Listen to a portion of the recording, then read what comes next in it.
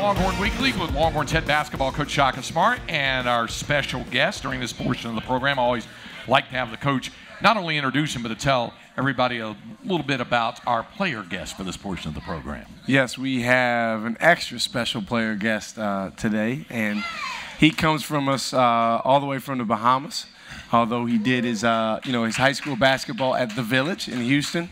And a terrific player and a terrific young man and a guy we're so excited to have on the team, Shaquille Cleare. Shaquille Cleare was that. By the way, you've gotten used to, I would imagine, over the years for people just shortening it and calling you Shaq, right? Yeah. I mean, did your family do that, or did they always call you Shaquille? I was pretty big at birth, so my dad was just like, let's just call him Shaq, you know. Even though his passport might say Shaquille, we just go by Shaq. What was your impressions at first when Coach Smart came in and the conversations that the two of you had about what he was hoping to see from you this season and what you were hoping from the new coach and the new coaching staff? When Coach Smart first came in, I thought he was the coolest guy ever, and I was actually right. He came in and he didn't make me any promises. You know, he just told me, we're gonna have fun this year. We're gonna work hard. Not every day is gonna be a great day, but you have to come in with a level of enthusiasm. Willingness to work. So far he's been awesome. What were your impressions, Shaka? Because when a new head coach comes in, obviously you get presented with cut-ups, clips, DVDs, whatever, of the guys who would play. Right. Shaq, of course, had not suited up in a game yet for the University of Texas, but from what you'd seen from the past and what you were looking at, what were the things that struck you about his game? And then I wanted to give you a chance to talk about the relationship. I was familiar with Shaq. Shaq was a very, very accomplished player coming out of high school, and then he was at Maryland for 2 years, which is the same region of the country where VCU is, where I used to coach. So I was familiar with Shaq. I'd seen him play before. I knew that he had transferred to Texas and played well this past year in the practice role while he was sitting out. And I was just looking forward to getting to know him. Shaq's a guy that he has a lot of depth to himself as a person. He's very intelligent. There's a lot of things as you get to know Shaq that might surprise you, and you'll say, oh, okay, that's good to know about Shaq. I'll give you an example. Shaq is a guy. I'll give you a basketball example. He's by far the best ball handler of our bigs. All right. He's a guy that and he agrees. He kind of fancies himself as a point center because.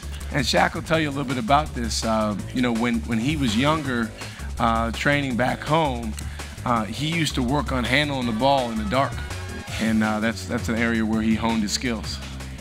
Really? Is that true?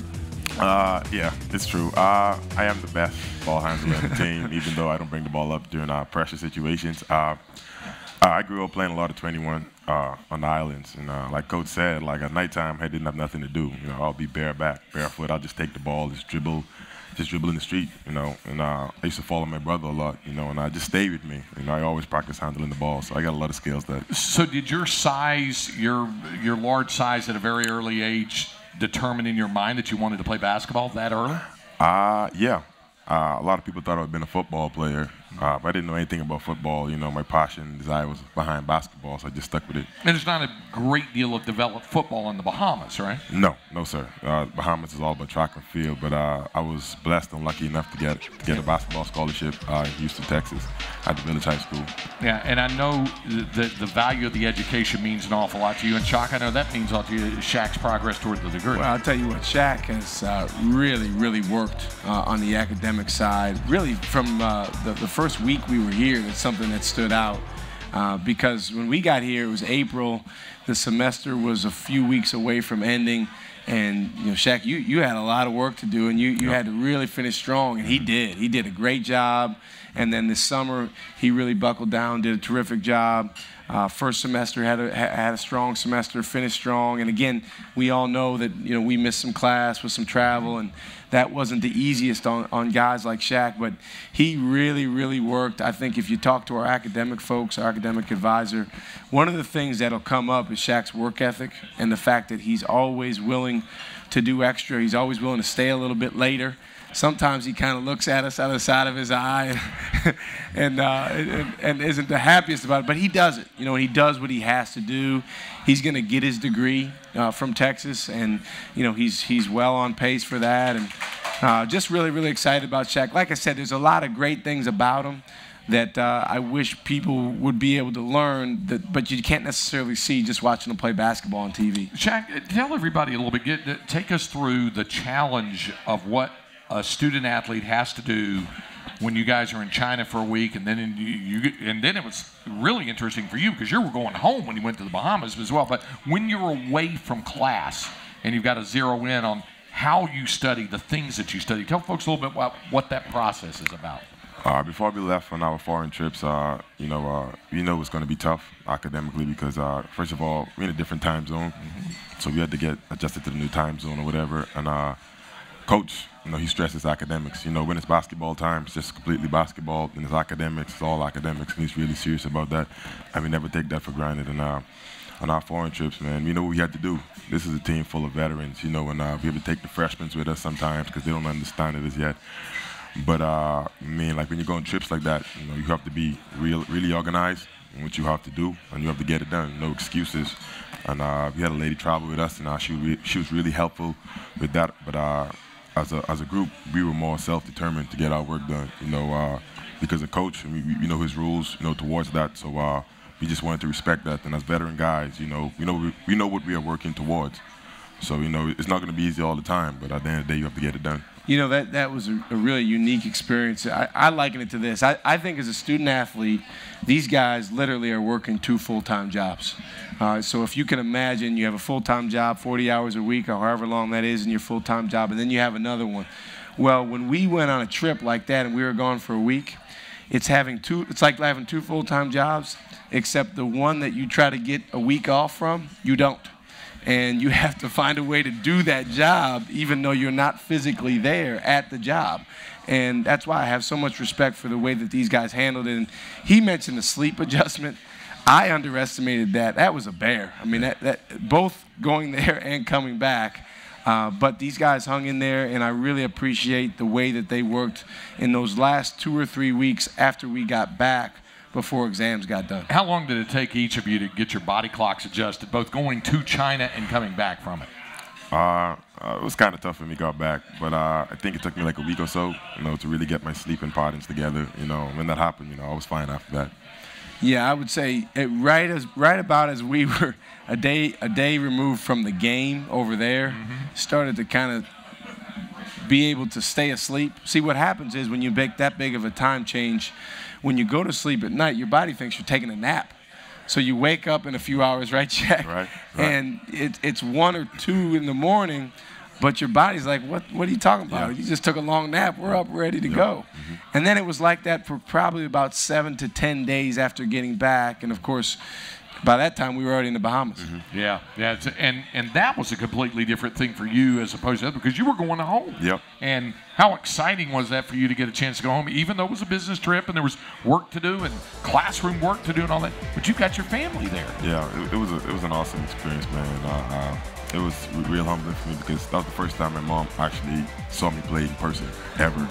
So she was really excited about it. I had a lot of family that came out and supported me, and I played pretty well, you know, and it was just an awesome experience, an awesome trip. You know, we didn't get what we wanted to, went there for, but overall it was a great trip. I'll tell you this, one thing I learned about the Bahamas while I was down there, I was talking to Shaq's family, and I learned that there's way more islands than I knew about in the Bahamas. I mean, hundreds of islands. And so Shaq's mom told me, she said, you know, you actually can buy islands. Yeah. And so since then, I've been giving Shaq a hard time.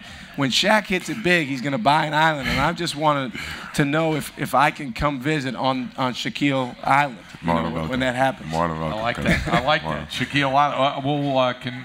We'll continue to visit with Shaq Island coming up here when Longhorn Weekly Live from Pluckers continues in a moment. Shaquille Cleare, our special guest during this portion of the program. And, you know, the other thing that comes to mind is you talk about handling the ball well. Can you shoot as well as Javon? It depends what kind of day it is. Javon is a great shooter.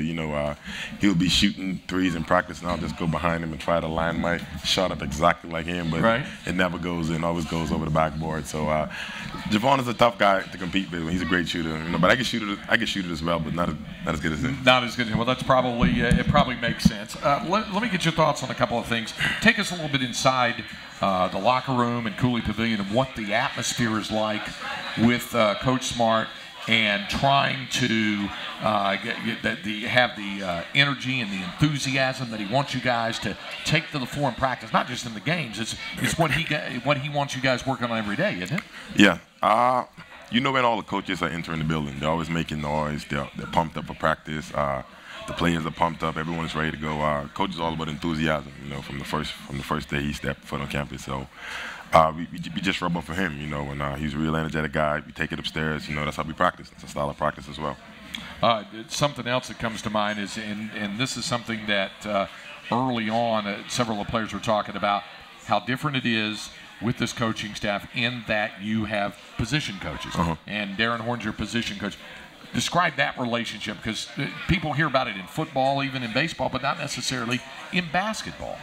Yeah, Coach Smart, he had a great idea with like having us with our position coaches, like the wings, the point guards, and the bigs, and it's all part of the process, and trying to make us more connected as a group of guys. And Coach Horn has done a great job with us, and even though one of our big part of the puzzles are out right now, Cam, we aren't going to change anything we're doing. We're just going to take it up a notch, and we've been playing really well.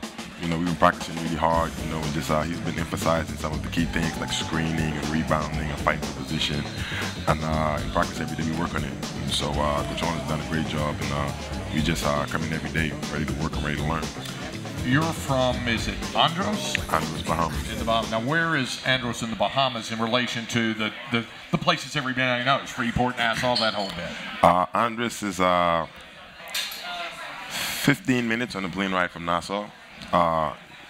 Like when you're flying from Miami, you actually cross over Andros first before you get to Nassau. It's a 15-minute plane ride. Like a little puddle jumper. Oh, yeah, no problem. And a 2-hour ferry ride, so it's not that far. They're almost like neighboring islands, really close to one another. Wow, okay. So how does a guy from Andros in the Bahamas get to the Village School in Houston? I look at myself as blessed, and I never take coming to America for granted. It hasn't been an easy journey all the time, but through prayers and hard work, I was able to. I surrounded myself with people who were able to, help get me to the U.S. And it's crazy because in Andros I never really played a lot of basketball. I just played around with friends or whatever, and I went to school in Nassau called C.I. Gibson, and that coach is well known for winning a lot of national championships in the Bahamas. And he knew this guy named Frank Rutherford, who had an elite basketball program that brought over guys from the Bahamas. So I was able to connect with that guy. He brought me over, and the Village School offered me a scholarship. So the whole situation was blessed, so I never took it for granted. When you were at the Village School, you got to know Isaiah Taylor. And how important was that relationship then? And how important was that relationship when you decided you were going to leave the University of Maryland and transfer to Texas? Yeah, Isaiah in high school was a special kid. I was actually in the Bahamas when Isaiah got into the Village High School. I didn't know anything about him. My coach at the Village High School, Coach Harvey, told me it's like we have a really good point guard coming in. So I was excited to meet him. I finally get to meet him in our first day of practice, and he was just like, everything he did was like so natural. I was like, this guy is awesome. And the thing about it, like he wanted to go to Maryland as well, but Maryland didn't really take him serious for some reason. But I was trying to this guy could really play. So he decided to go to Texas, and I went to Maryland. And y'all kept in contact? Oh, we kept in contact all the time. Talk maybe 3-4 times a week.